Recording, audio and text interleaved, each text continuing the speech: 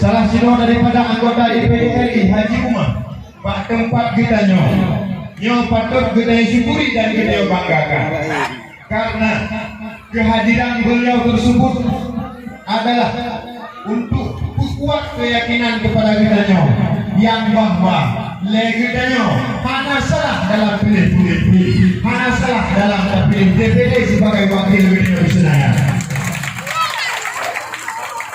Pakalam kama dikarenakan wakil yang kata wakil yang kata kirim Jakarta cuman yang natuh bagainya cuman Haji Umar Bang yang mulia raya.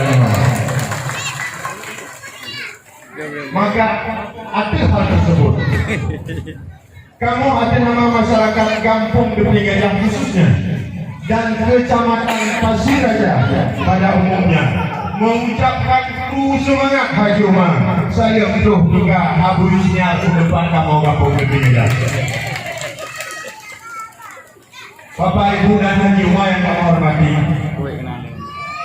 di hadapan seluruh elemen masyarakat dan pemerintah Pak Malang yang berbahagia, kamu menyatakan saling kebanggaan dan saling kehormatan terhadap Haji Umar.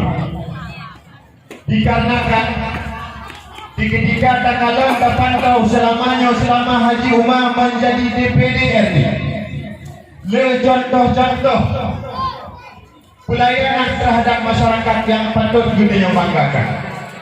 Di antaranya, anak yatim yang lumpuh di Melabuh Berapa, yang mana beantakan pulain tempat duhana. Alhamdulillah, Haji Umar langsung membantu. Nyo apresiasi kepada Haji Umar. Cuma untuknya, kamu bantu aturan masyarakat Aceh umumnya, Aceh Selatan secara khusus dan Pasir Raja lebih bilang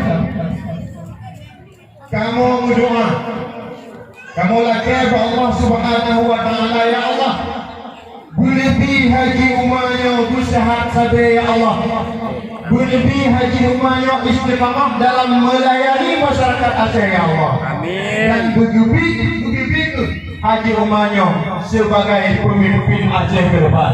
Amin. Pak Haji Umar yang kami hormati, kamu tentu baik dari media sosial atau dari haba-haba masyarakat atau media elektronik yang bahwa Haji Umar selalu membantu fakir miskin, membantu anak yatim, membantu masyarakat lemah lembut. Maka oleh hal tersebut kamu tunggu Haji sebagai pemilik truk, hanya kamu lagi satu untuk pribadi kamu, dan atas nama pribadi hanya kamu harapkan, hanya kamu cuma merasa senang dan bangga atuh nandron kami membantu fakir miskin, ayat yatim dan guru-guru kasih di Aceh walaupun kon adunan pribadi kamu.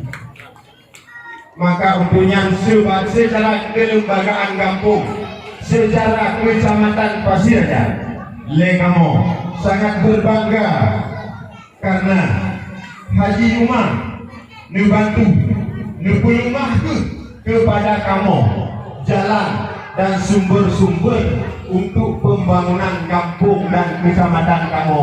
Nepulumah jalan, insya Allah munyokana nepulumah jalan kamu akan kamu jemput. Kemudian hadirin yang kamu hormati, berlejit kamu pegah, kamu bide Pak Tunggu Haji Pak Malamnya, yang bahwa kamu di Teping Gajahnya memiliki pasar tradisional.